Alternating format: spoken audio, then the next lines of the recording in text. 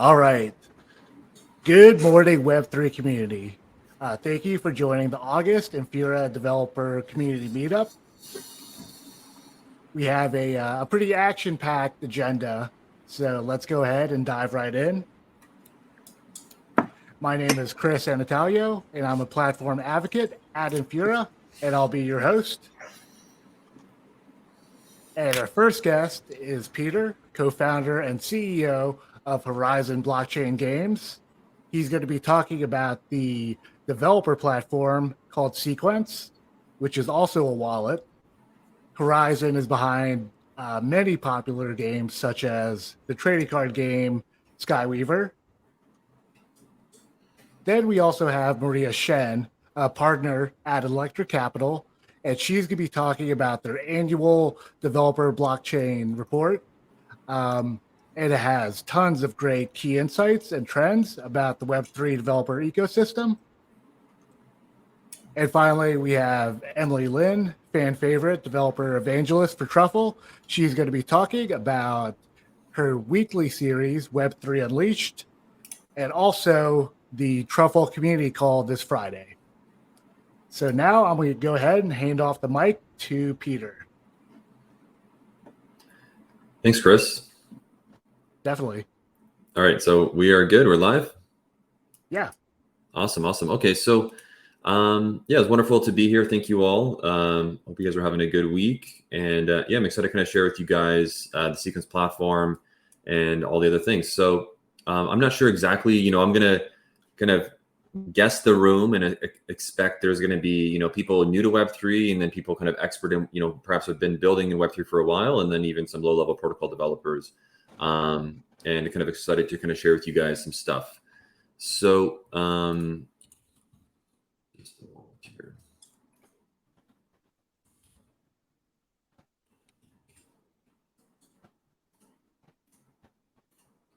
So we'll try to keep it kind of serve all the audiences, which is a little bit tricky always, but we'll get it there.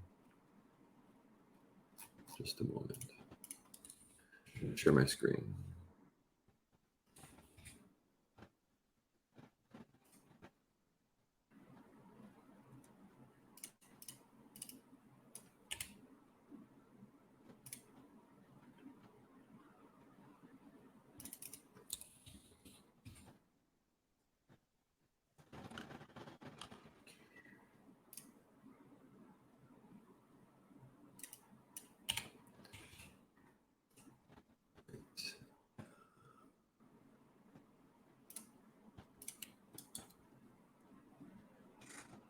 Where is that share screen button anyways? Oh, there it is. Yeah, just hover over your video. Yeah, cool. There we go. So I'm going to take you guys through just a few high-level things with the Sequence product and kind of hopefully explain a few things to you. So if you don't know, we have we have our sequence.xyz website. This is our homepage, and you can kind of check it out. It speaks a lot about the wallet, and we'll kind of go over the wallet. And then, of course, if you're a developer, you can actually go check out the documentation. And we have a number of different SDKs as it relates to the web, mobile, and we're actually soon to be releasing SDKs for both Unity and Unreal, which is quite cool. We actually have the Unreal one already published, and I'll share that with you guys at the end here. So if you'd like to just check out more, get some general information, ask. We have a Discord. There's some interesting documentation. We also, a really good resource is our GitHub, which is down here, a little bit hidden, but this is a great resource.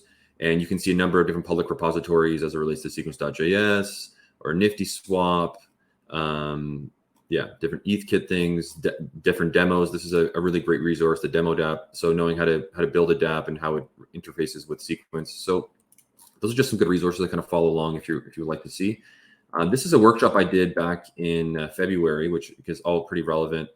If you're interested, there's another video of it on YouTube, but I'll kind of really quickly take you just to give you a high-level introduction of the platform. I think it helps. So one of the things that we focused on, if you know our company, Horizon, we actually started 4.5 years ago, and we were focusing on how do we build consumer tech and consumer products in the Web3 space. And the first thing we thought to do is let's make a video game, right?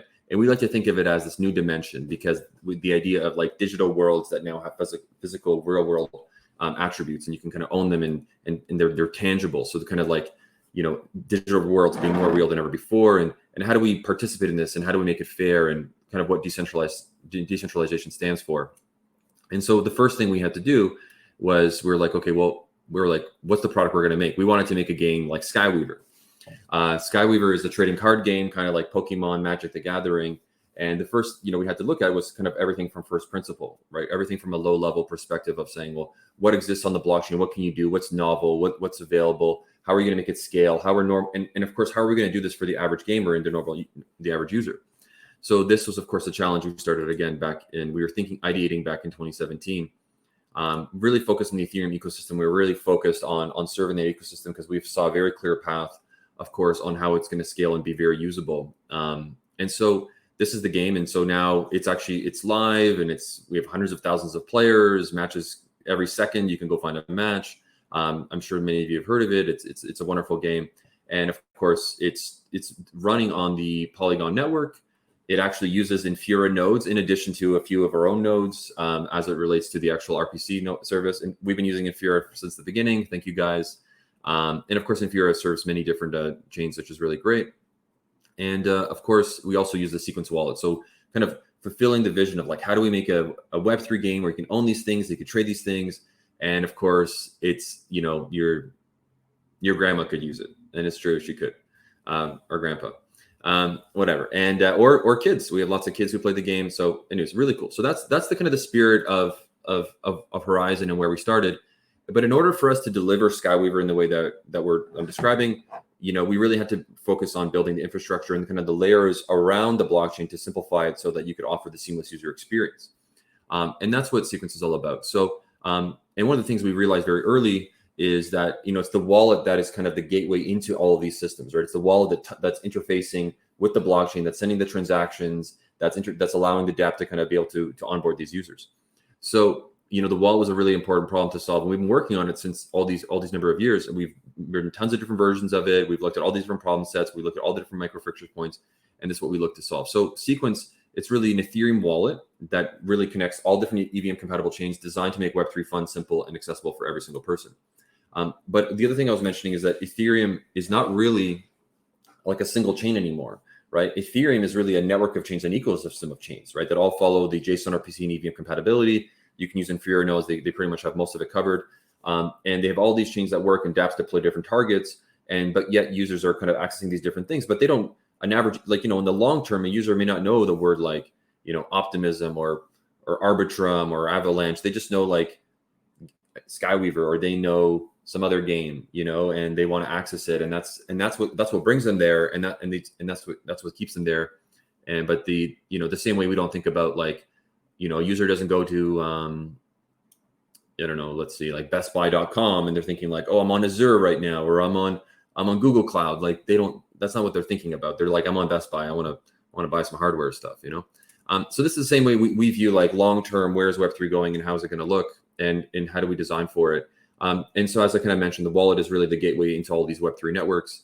And of course, there's so many different user experience challenges. And so there is obviously like, I won't go through all this list. You guys can actually find the thing. But as I'm sure many of you experience, you come upon, imagine Best Buy is like, you come upon Best Buy, like, oh, before you can do anything, make sure you install a Chrome extension.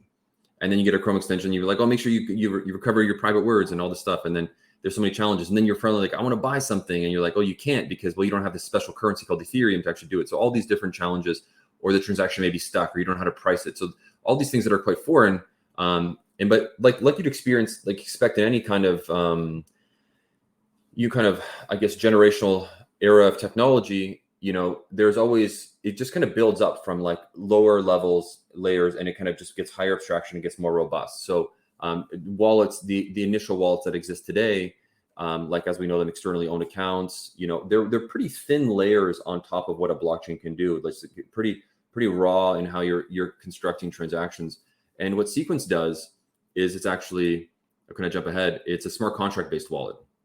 So as a smart contract, your wallet is actually programmed as a smart contract, lives on a chain, and now you can have multiple keys, which is kind of cool. And you can go check out the contracts here. You can have, you can target multiple chains. As a result, we've really focused around a non-custodial design.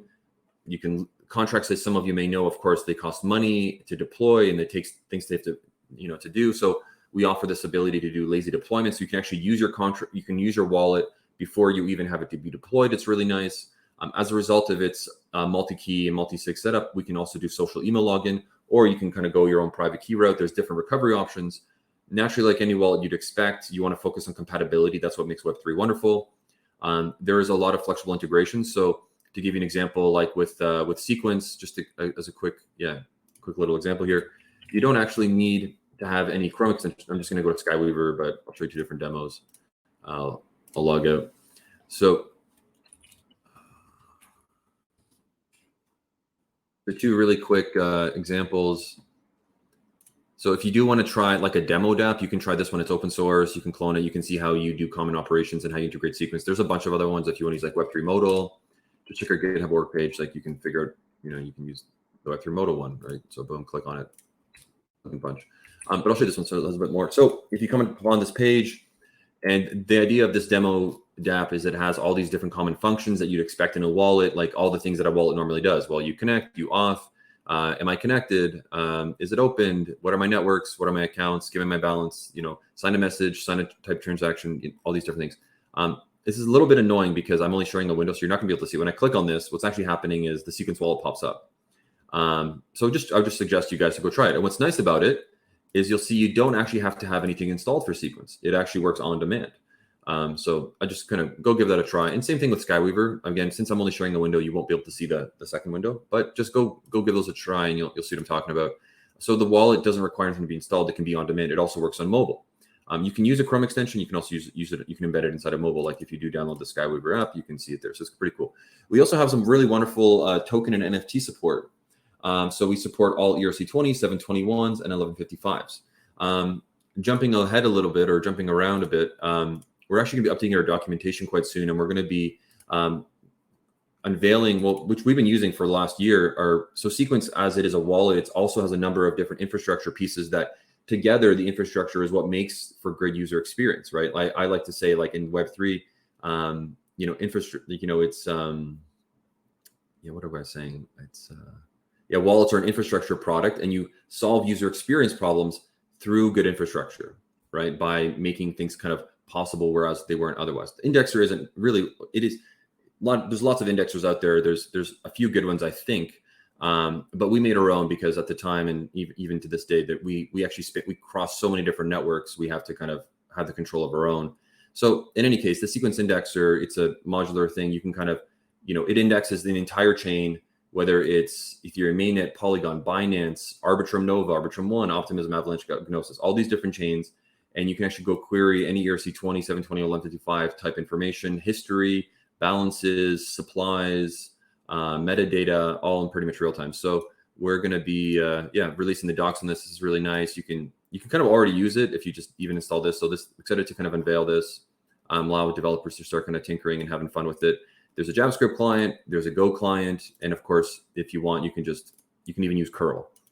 So you can imagine it's pretty easy to go and add your own interface if you're using a language like Java, which we don't have a client for at the time, but I'm sure one day we will. So this awesome in our wallet, what it means now is if you go and send it any ERC20 token or 721 or 1155, it'll immediately show up. If you mint it right now and then you send it, it'll immediately render and fully display. There is no required registry of any kind. It'll always show you the information, which is also a really nice property. It also supports chain reorganization, which is something that obviously blockchains do. They reorganize, they roll back a little bit as the chains fork. So we have that support, which is really nice and built in.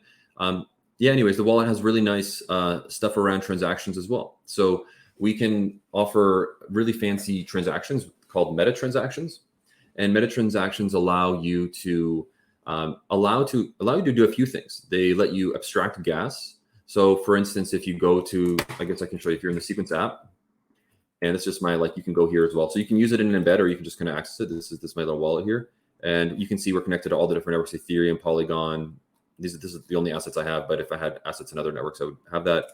I can go to DAI. I can send some DAI. I'm going to send 0.01 DAI to Rando. I just have this Rando person I just keep sending random small amounts of money to. I we'll go continue, and then you can see I'm sending like a little bit of dye. You can see it's nicely rendered, and I have an option to pay. You can see I don't actually have to think about what's my gas limit, how much gas am I, what's the thing. It actually just we use the relayer, which this is a meta transaction, and it allows you to. Actually, I'm going to show you something even cooler. I'm going to go and I'll even go add a Skyweaver card as well. So in addition to, I'll go add 2 Skyweaver cards. So in addition to sending dye, I can also send, like, you can actually so this is what the other thing meta transactions allow you to do is batch transactions. So you can actually group transactions and they'll get sent as one. So you might think of doing something like an approve of some amount and then send. So it's really nice. And you can see, again, it's just going to combine it. It's going to render it all for me here, all these transactions I'm doing. Pretty nice. And yeah, and then it also, well, actually funny, now it's going to be free because I included Skyweaver stuff, but let me, 1 second, I got to fix that. Let's do another one. Yeah, so we also have this thing called sponsored gas, I forgot to mention. So you can actually get free transactions if you're interfacing with a sponsored project. So let's use we'll do this or something. Anyways. So sending multiple tokens, and then the relay will actually give you a quote. So it'll allow you to be like, okay, do you want to pay your gas fee in USDC? So it tells you it's going to cost 0.007 USDC. Do you want to pay it in Matic? It's 0.007 Matic, DAI, or wrapped ETH. So, and they all, as you can see, they'll give you the denomination, the currency, but they'll also give you the actual USD price. And you can see they're all about a penny. Technically less than a penny because, and if I confirm this, I guess I'll just do it. Why not? So, it's sending it, and it's kind of cool, right? So I didn't have to think about what's my gas, or is the network busy or whatever, and stuff like this. And boom, it just got sent and it's done. That's it. So we can do this because the meta transactions, how we do the gas abstraction, what happens is when the relayer gives you a quote, it guarantees that price. So it actually estimates how are you going to get a transaction to be included in the next 1 to 3 blocks. It gives you that exact quote, and that's what you're expecting to go with. Anyways, the reason I'm telling you about all this is pretty neat technology. What's also nice about it is it works on any type of contract on any of these networks. You don't actually have to modify your contracts to support these transactions. You can also use this in your dApps. Sequence Wallet and this stuff I'm showing you is actually a free product. You can integrate it for free in your applications, which is also really neat. We do have a Sequence Pro thing, like if you're looking to do more crazy fancy stuff, but you can go full crazy forever with just Sequence Free, and you can suddenly allow your users to have gas abstraction on different things and do these meta transactions that are really nice, have things render right away, have it on-demand wallet. We also have built-in bridging and fiat support. This is just also something kind of fancy and cool as a smart wallet.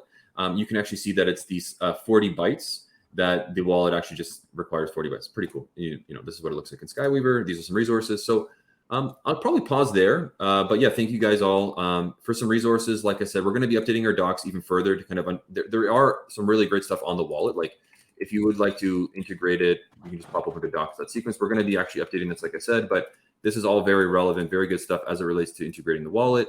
But then we're going to go deeper on the index. You guys can go crazy with that, and the relayer as well. You can also use the relayer on the server side. And the Sequence wallet, I'll say finally, is you can use it on the client side. You can use it on mobile. You can even use it on the server. So you can actually, we have an implementation, sequence.js.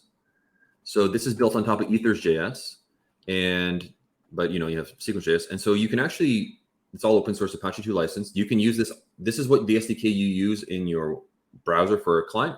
You can also use this on a server with Node. And you can even make a wallet, raw wallet from there. And then we have a similar implementation in Go. So the same thing, Go Sequence. You can also have a full server wallet and all sorts of crazy stuff in Go. So pretty comprehensive. Yeah, so thank you all for listening. If there's any questions, more than happy to help you guys with your projects. I guess the best thing would be to go to discord.gg/sequence. That's really the best way to get a hold of our team. We're always there. We looking forward to helping you guys out. Awesome. Thanks, Peter. Yeah, that is super cool. It seems like you've done all the heavy lifting for like blockchain integration. So game dev studios who aren't necessarily Web3 native can integrate, those blockchain features without increasing a lot of friction for user onboarding. So I think that's huge. It's a really awesome project. So thank you for sharing. Thank you, Chris. Definitely. So next up, we're going to have Maria talk about their annual developer report. So let me hand off the mic to Maria. Hey, can you hear me okay? Yep. Awesome. Thank you for having me here. My name is Maria, and let me present my screen.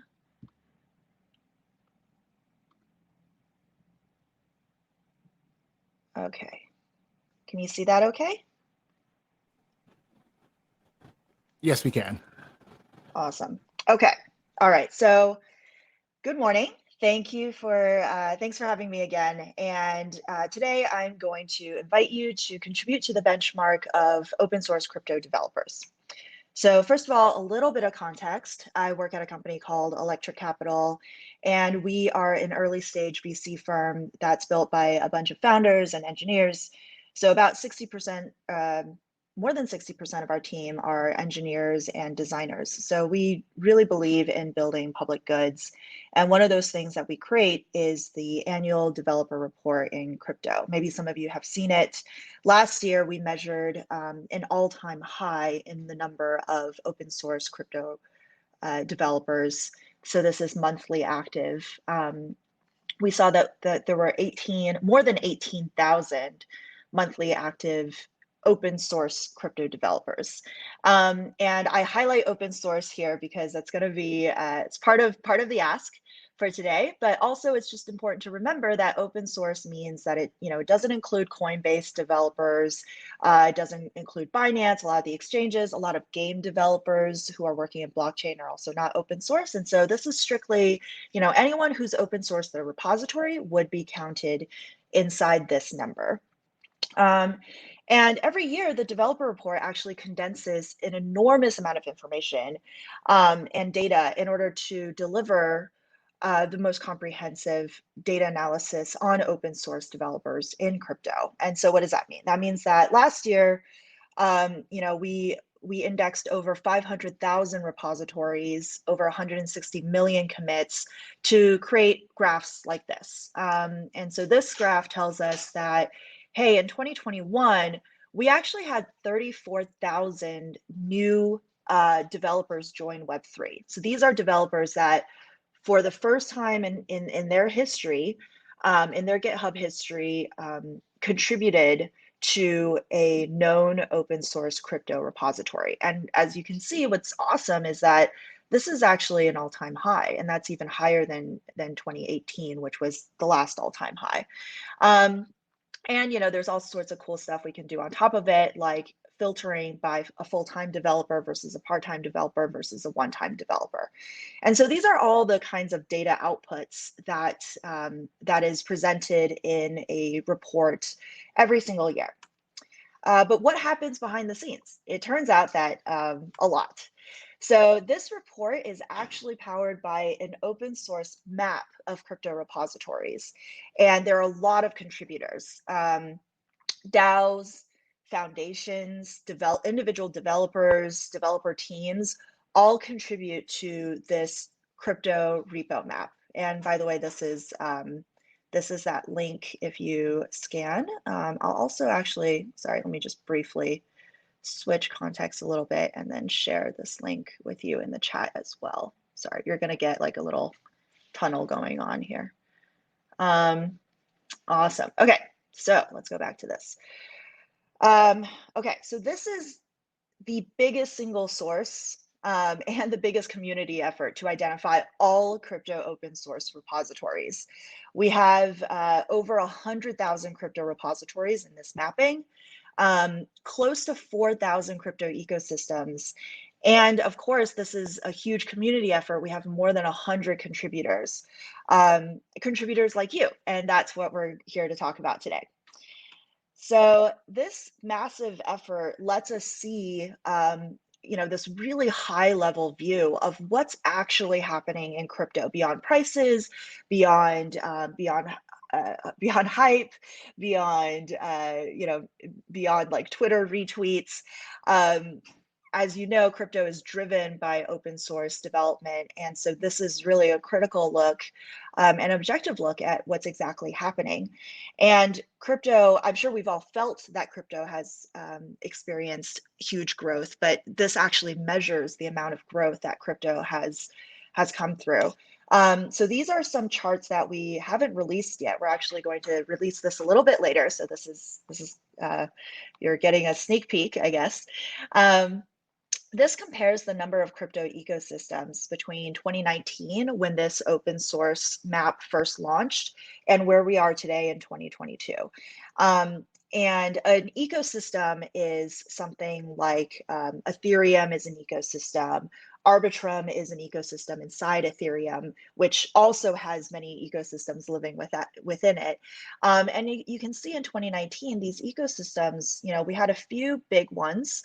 My guess here is this really big one might be Ethereum here in 2019.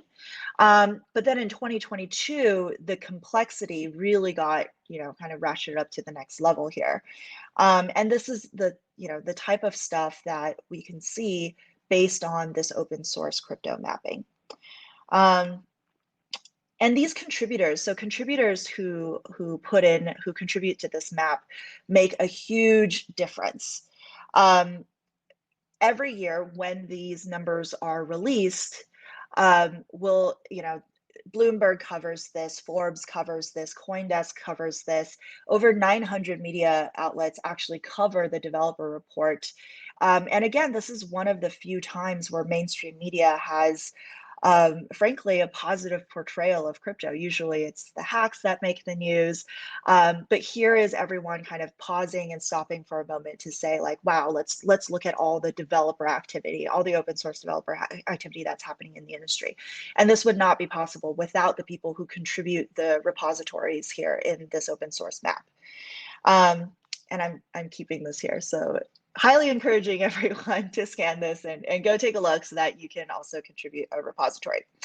And so not only is it useful for kind of this mainstream media sharing, it also allows us to give very important insights. So this data, the analysis on this data is sometimes shared with regulators and policymakers. And this is a case where it was shared with regulators when it was discovered that the Web3 development growth in the United States was slowing down, especially compared to other countries.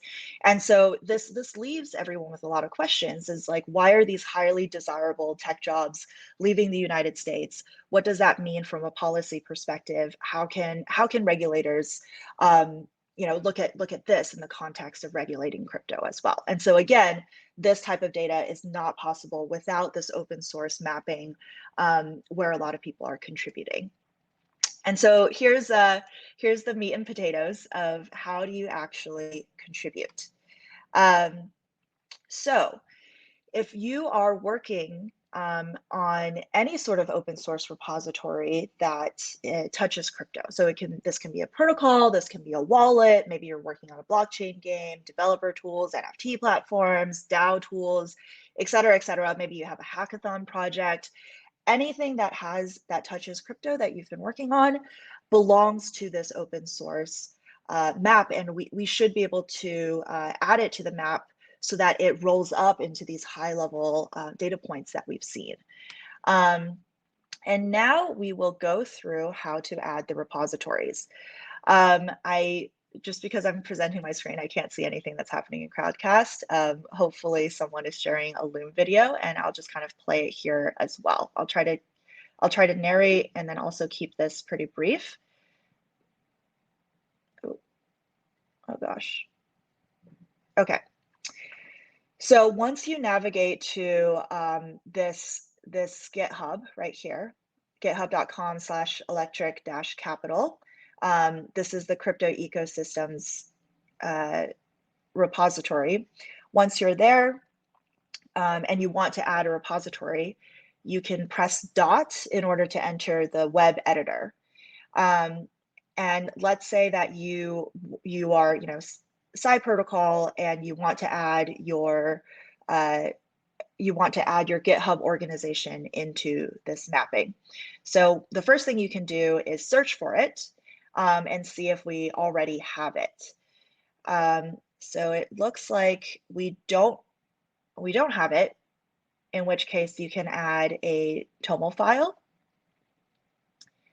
I'll skip ahead a little bit.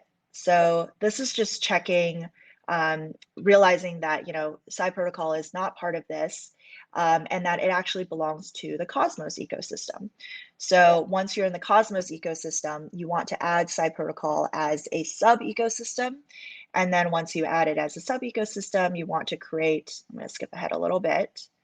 What you would like to do is then create a new TOML file, Psi protocol.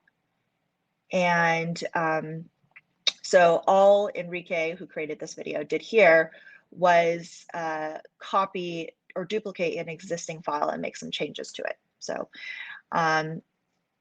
you add the GitHub org link here, and then because we basically, as soon as you add the GitHub org, we can pull all the repositories from it. You don't have to add any more repositories, just the GitHub org is fine. And then submit it. I'll keep going. You want to then submit it as a pull request. So here's the commit message that he's putting in right here. He's saying add Psi protocol, and then to the taxonomy. Great. And you push the commit. It's going to say that you can't push the main, which is fine. You fork the repository. Create a new PR, and I'm going to skip ahead. But basically, you create a pull request, and now you should be able to see the pull request over here. And then we'll be able to pull it in. That was a lot. So if you have any questions whatsoever, it is better to be a little bit confused and email us than to just say, like, never mind, I don't want to do this, just because this data is honestly so important to the entire industry. And it's so important that we have a way of seeing this across crypto, of understanding how many open source developers exist. So if you'd have any questions, if you're confused, first of all, we have some really, we have the instructions here, and all of you are developers. I think you can read through this, and probably most of this is pretty understandable. And so again, that link here is the github.com/electric capital crypto ecosystems. I'll share that in the chat later as well. If you have any questions at all, please DM me on Twitter. I'm at Maria Shen, or email info@electriccapital.com. This email gets checked, so don't feel like you're kind of leaving it into the ether. So that's it. Thank you so much. How do I stop sharing? Cool. Thank you, Maria. That's a fantastic resource for the community. And it really cuts down to the signal and the noise. No matter where we are in the hype cycle, what really matters is we have a lot of really smart, dedicated people out there constantly building and improving the ecosystem. So yeah, that's awesome. And as we move towards regulatory clarity, our policymakers need this kind of clear, absolutely, important information. Yeah. So yeah, it's a tremendous service to the community. Yeah. And frankly, there really is no easy way to get this information other than having, everyone pitch in, everyone do the work. And so really, really appreciate it. Please, if you are working on open source repository, add it. If you don't have questions, just email us. We are more than happy to help, just because this is such important information to give back to the industry. All right, that's it. But thank you so much for having me on. Absolutely. Thank you. Okay, so now we have a couple announcements. So Emily Lin has been hosting a weekly series called Web3 Unleashed. It's an hour-long hands-on workshop building really cool projects like, for instance, NFTs with automatic built-in royalties. She goes soup to nuts on how to build this stuff. It's a really cool series. Check out the Truffle YouTube channel for previous videos. And we'll be sending out that link to sign up. And also, this Friday at 9 a.m. Pacific time, we're going to have the Truffle community call. They're going to be going over a lot of cool developments in that ecosystem. And the merge. So we finally have a date for the merge, right? September 15th, maybe the 16th. But either way, you need to stay informed about the merge and what you need to do to be prepared. So our team here has been doing a weekly series educating the community about the merge. And we actually have another episode right after this community call. So be sure to check that out. And now I'm going to go ahead and open the floor to questions from the crowd. So let me see.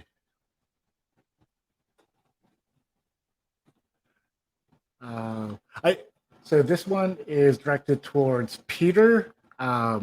Is Sequence the developer platform? Is that open source software? Hey, it's a great question. It's an open core. So sequence.js is open source, Go Sequence, wallet-contracts, they're all Apache 2 licensed. So if you just check github.com/directsequence, we are actually going to also open source even the wallet UI, the one I showed you, sequence.app. The reason we haven't is just because, you know, just for like security and like phishing and other crazy reasons that we want to kind of do it in a thoughtful way. But it's certainly our plan to open source the UI as well. And we're actually even going to open source the relayer, the server relayer I told you about. We even have a plan on making the relayer network a P2P network. And we're even going to open source our indexer. So in general, like the point is, if you do adopt a Sequence wallet, you still have, you know, because of the tools that are like the underlying foundational tools that are all presently open source, you can kind of continue with it. It's just, we do have a roadmap to get everything fully open source, which would be really cool. Yeah. But to do it, we got to do it right. So there's a lot of things at play to do that right. But yeah, that's our focus. Great, thank you. Let's see. So there's a question, I guess, do I think wallets will work as SSO in the future? I think it's a great idea, and I think absolutely yes. Like wallets actually provide such simple means of authenticating a user. And even to hook it up, like when you think of like a web application and you want to like offer people to like log in or sign in very easily, using something like Sequence makes things so much easier. There's a lot of like less things you need to actually integrate and to do. I think between, you know, being able to do signed messages and having all these things on chain, it's a wonderful system. And yeah, even you know, keeping track of users or offering access control across application, obviously, right? Because now you just have like a universal potential identity as they go between applications. So it's yeah, I'm very bullish on the idea of wallets for authentication and also in SSO use case. Absolutely.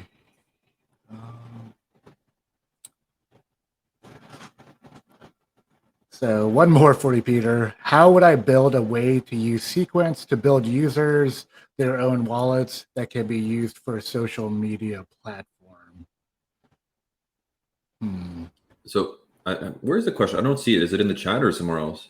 There's a tab at the bottom called Ask a Question. Yeah. Thank you. I see it now. Okay, how would I build a way to use Sequence to build users to... I see. I think it's kind of like, how would I use Sequence in like a social media platform or something? Yeah. I think like, essentially, yeah, you certainly could use, I think the parts you would need the wallet for one, so users can actually like log in and authenticate. And their wallet address in many ways is like their universal identifier, right? So in your social media application, you could, and people could have different wallets and you could decide to associate, you know, multiple wallets to a particular username if you wanted to, but the wallet address would essentially become like the universal identifier of the user or their identity. And of course they can kind of put whatever username they like. So that's really cool. And they can, of course, authenticate because they can sign messages. And then if they wanted, for instance, to post a message like a Twitter thing, maybe they would sign a message, right? So they type a message, but then what they do is they would sign it with their wallet. So they kind of notarize it, and then you can actually kind of publish that across the network, and someone could actually go and take the signed message, like the little payload of the text that they wrote, and they could see, oh wow, in fact, yeah, that 100% came from that individual because only they would have the keys to be able to do that. So I think signing different data types are wonderful. It's been used pretty commonly. And then, when you're actually like building out your UI, people typically have tokens, or maybe there's like token gated communities or this or that. And naturally, when you're doing transactions, I think, using our indexer is going to be really, really helpful, because in many cases, you're going to want to be able to easily display what do you actually have across different ecosystems. So I think that's a really great thing to use. And then the relayer, of course, suddenly simplifies how you handle gas, right? So I think Sequence is a great candidate. It's funny, my sister-in-law was cutting my hair yesterday, and she was complaining how she got banned from Instagram because I think there were some haters who were actually like flagging her account. I don't think there's nothing wrong with her content, but there was enough or maybe like hackers or whatever, people like competition who's paying to like flag her to ban her. It was kind of crazy. And she's just like shocked it exists. She's like, isn't there like a way to do this with crypto? Like, where like there's more security around it. I'm like, yeah, there is. Yes. And it's going to get done. There's enough brilliant people out there who are motivated. So yeah. Awesome. Yeah. What's our plan in this bear market? Hold, hodl, and buildle. Hold and build. Yeah. Cool. Alrighty.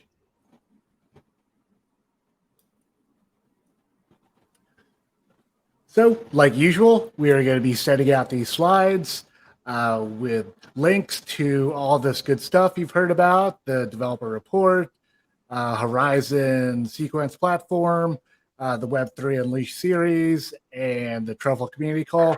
We'll be setting out those links. Be sure to check all that stuff out. And as I mentioned before, at 9 a.m. Pacific, right after this, we're going to be having our final merge workshop to help you get educated about that upcoming Ethereum merge. You can sign up for my office hours, join us on Discord, Twitter, and YouTube. We've been publishing a lot of new videos, so definitely check out our YouTube. And just thank you so much to our guests, like awesome stuff. And thank you to everyone for joining. And keep building and keep learning. So thank you, everyone. And happy Tuesday.